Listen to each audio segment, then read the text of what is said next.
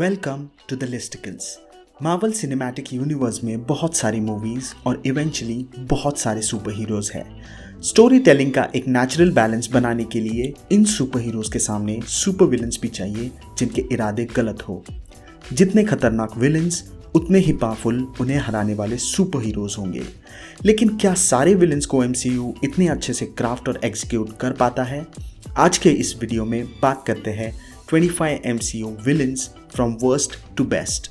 Number 25 पे आते हैं रज़ा, आयरन मैन पार्ट 1 और मार्वल सिनेमैटिक यूनिवर्स के पहले विलन। 2008 में रिलीज हुई iron man 1 Marvel Cinematic universe की पहली रिलीज थी।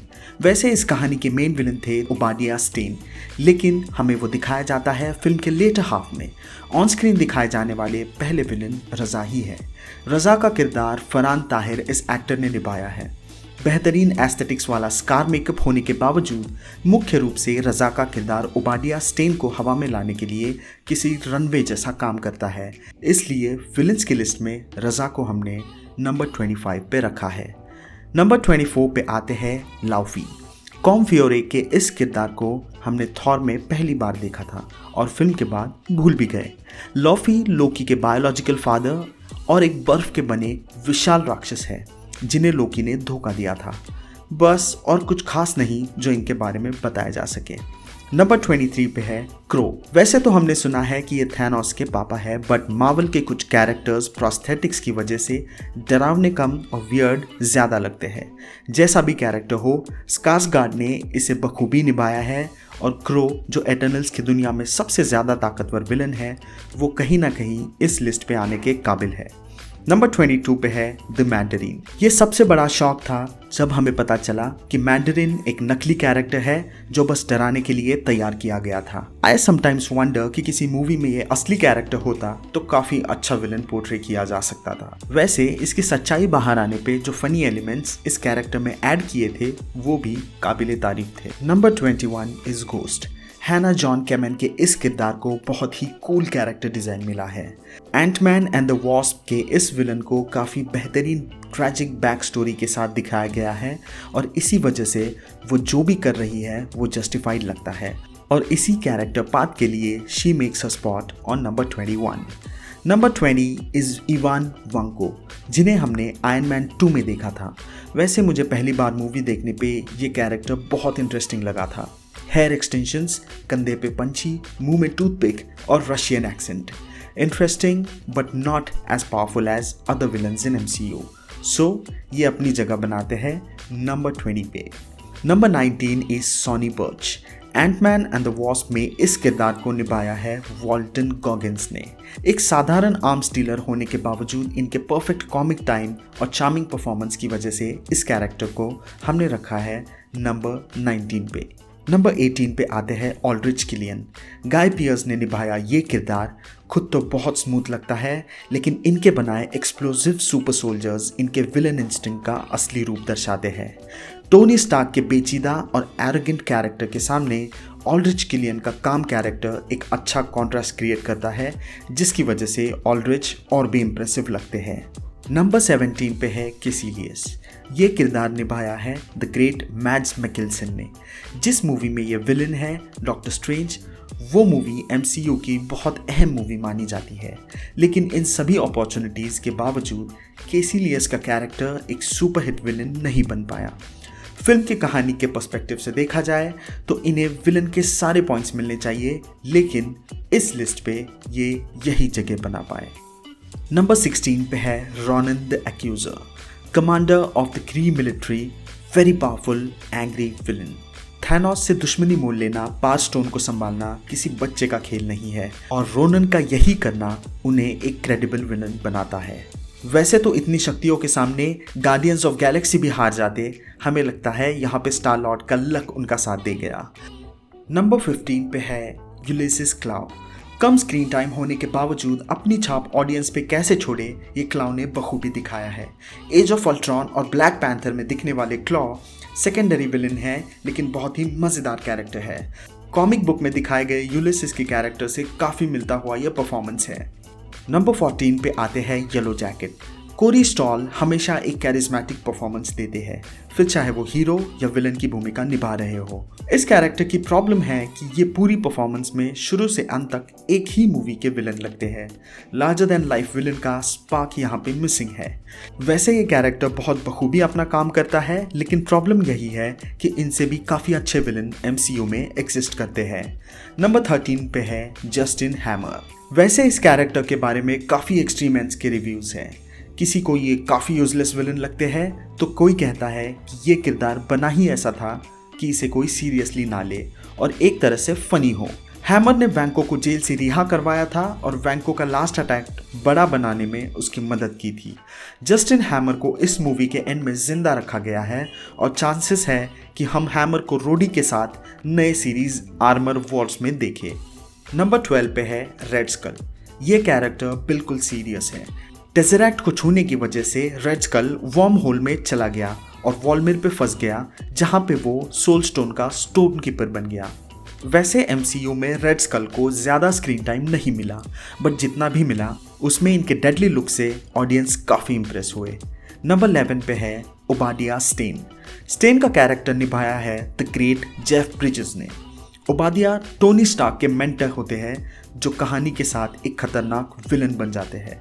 क्या आपको पता है MCU की ये one of the biggest mistake मानी जाती है कि ओबाडिया स्टेन को जिंदा नहीं रखा गया, वरना ये कैरेक्टर MCU की बाकी फिल्मों में भी एक ज़बरदस्त विलन का रोल करने की पूरी काबिलियत रखते हैं। नंबर 10 पे है ग्रैंड मास्टर। थॉर रैग्नारॉक में आप चाहे तो भी इस कैरेक्टर को इग्नोर नहीं कर सकते। इन पर्सनल ओपिनियन हमें ये कैरेक्टर किसी बॉलीवुड विलन की तरह लगता है। Parties, wear dance steps, music और इनका पेचीदा स्वभाव, a perfect Bollywood villain material. Hollywood के शाकाल। जोक्स अपार्ट, जेफ गोल्डब्लम का ये कैरेक्टर बहुत ही मज़ेदार और फ्लैशी विलन लगता है। Number 9 is Hella. ऑनेस्टली जब हमने थॉर रैग्नारॉक देखी, मूवी के पहले सीन में हेला ने म्योनिर नष्ट करके MCU में एक यादगार सीन हमें दिया था। Academy award winner Cate Blanchett का इस मूवी में होना ही काफ़ी बड़ी बात है। हेला एक काफ़ी सिंपल और स्ट्रेट फॉरवर्ड विलन है जिसका ऑब्जेक्टिव क्लियर रखा गया है, लेकिन इनके प्रोस्थेटिक्स और एक्टिंग ने कैरेक्टर में जान डाल दी है। नंबर 8 पे है Ultron. Avengers Age of Ultron MCU की खराब मूवीज़ में से एक मानी जाती है, लेकिन अल्ट्रॉन उस खराब मूवी की सबसे दिलचस्प और अच्छी चीज़ है। जेम्स पैडर की कमाल की मोशन कैप्चर परफॉर्मेंस और उनकी आवाज़ इस कैरेक्टर में जान डाल देती है। इस कैरेक्टर में सब कुछ है, ह्यूमर भी है, खतरा भी है और दुनिया को तबाह करने की काबिलियत भी है। क्योंकि ये एक AI सिस्टम है और किसी एक फ्लैश एंड बॉडी में नहीं बसती है, ये विलन और भी खतरनाक लगते हैं। नंबर 7 पे है मिस्टीरियो। कभी कभी कैरेक्टर के लिए किसी एक्टर को चुनना ही उस कैरेक्टर का ग्राफ ऊपर लेके जाता है। मिस्टीरियो के कैरेक्टर में जेक गाइलेनहॉल ने जान डाल दी है। मास्टर ऑफ इल्यूजन्स, ये इस कैरेक्टर के लिए परफेक्ट टैगलाइन है। खासकर लास्ट सीन में इन्होंने स्पाइडरमैन की पहचान रिवील करके MCU में एक अलग खलबली मचा दी थी। नंबर 6 पे है Killmonger. A former US military trained weapon और किलर लुक्स और फिजिक के साथ किलमॉन्गर MCU के one of the best villains है, इसमें कोई दो राय नहीं। ब्लैक पैंथर के फर्स्ट हाफ में ज़्यादा स्क्रीन प्रेजेंस नहीं होने के बावजूद ये सेकेंड हाफ में आके दर्शकों को काफ़ी इंप्रेस करते हैं। वकांडा में बनी गजब टेक्नोलॉजी को किलमॉन्गर दुनिया के लिए ओपन अप करना चाहते थे, लेकिन ये हो नहीं पाया और इसी गलती ने उन्हें ख़त्म कर दिया। नंबर 5 पे है वेनवू। काफ़ी संभावना है कि हम इस कैरेक्टर को सिर्फ शैंग-ची एंड द 10 रिंग्स में ही देखें, बट ये विलन काफ़ी पेचीदा कैरेक्टर है। ये कभी डरावने लगते हैं और कभी बहुत ही समझदार, लेकिन इन्होंने अपना एक पाथ सेट कर लिया है और उसे वो रिलीजियसली फॉलो करते हैं। क्योंकि इनके इरादे बहुत ही कंफ्यूज कर देते हैं, ये कैरेक्टर हमें कहीं ना कहीं सोचने पे मजबूर कर देता है कि वाकई क्या ये विलन है। नंबर 4 पे आते हैं वल्चर। माइकल कीटन, बस नाम ही काफ़ी है। इन्होंने लेट 80s और अर्ली 90s में बैटमैन का किरदार निभाया था, फिर ये ऑस्कर विनिंग बर्डमैन में दिखे, फिर स्पाइडरमैन होमकमिंग में इन्होंने वल्चर जैसा सुपर विलन का किरदार किया, और किया तो क्या बखूबी किया। एड्रियन टूम्स यानी वल्चर की बैक स्टोरी और नैरेटिव इस कैरेक्टर को काफ़ी ऊंचाई पे लेके जाते हैं। कैसे ये अवेंजर्स से अफेक्ट हुए, कैसे इन्होंने चितावरी की टेक्नोलॉजी चोरी की और कैसे उसे वल्चर का सूट बनाया। काफ़ी दिलचस्प कहानी है। नंबर 3 पे आते हैं ज़ीमो। ये काफ़ी दिलचस्प कैरेक्टर है। ये कोई रोबोट नहीं है, ना ये कोई एलियन है और ना ये कोई सुपर सोल्जर है। ये बस एक मास्टर प्लानर है। अगर थैनोस की टक्कर में कोई है जो प्लानिंग में माहिर है तो वो है ज़ीमो। ज़ीमो ने एवेंजर्स को तक मात दी। इनकी खासियत और इनका इस लिस्ट पे होना, इसकी एक ही वजह है, इनका इतना साधारण होके भी एक पावरफुल विलन होना। नंबर 2 पे है थैनोस। पर्सनली मुझे ये कैरेक्टर MCU का one of the best creation लगता है। ये एक ऐसा कैरेक्टर है जो विलन हो के भी एवेंजर्स एंड गेम का सबसे अहम और काइंड ऑफ हीरो था। थैनोस का रोल जॉश ब्रॉलिन ने निभाया है। थैनोस अपनी कहानी का हीरो है। वो अपने आप को सही मानता है और अपने गोल्स को हासिल करने के लिए सब कुछ कुर्बान करने की तैयारी रखता है और यही बात उसे सबसे खास बनाती है। Apart from his godly physique, उनकी मेंटल स्ट्रेंथ इस कैरेक्टर को और भी ताकतवर बनाती है। नंबर 1 पे है लोकी।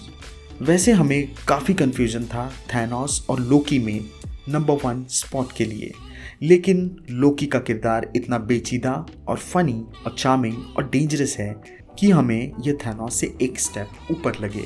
वैसे लोकी को पूरी तरह से विलन नहीं बताया जा सकता अगर थॉर रैग्नारॉक, इन्फिनिटी वॉर और उनकी सीरीज लोकी को कंसिडर किया जाए। लोकी का किरदार इतना चार्मिंग, जॉयस और डिलीशियस है कि विलन होने के बावजूद ऑडियंस उनसे बस इम्प्रेस ही होते हैं। जब लोकी ब्रूस बैनर से थॉर रैग्नारॉक में मिलते हैं तो कहीं से एंटरटेनमेंट की कमी नहीं लगती है और ऐसे ही काफ़ी इंसिडेंसेस लोकी को एक एक्सेप्शनल कैरेक्टर बनाते हैं। आपके अकॉर्डिंग इस लिस्ट में कौन से सुपर विलन्स मिसिंग है ये कमेंट बॉक्स में ज़रूर मेंशन करें। इन्फॉर्मेशन इन वीडियो लिस्टिकल्स फॉर्मेट के लिए द लिस्टिकल्स को सब्सक्राइब करना मत भूलिए। मिलते हैं अगली वीडियो में। Till then bye.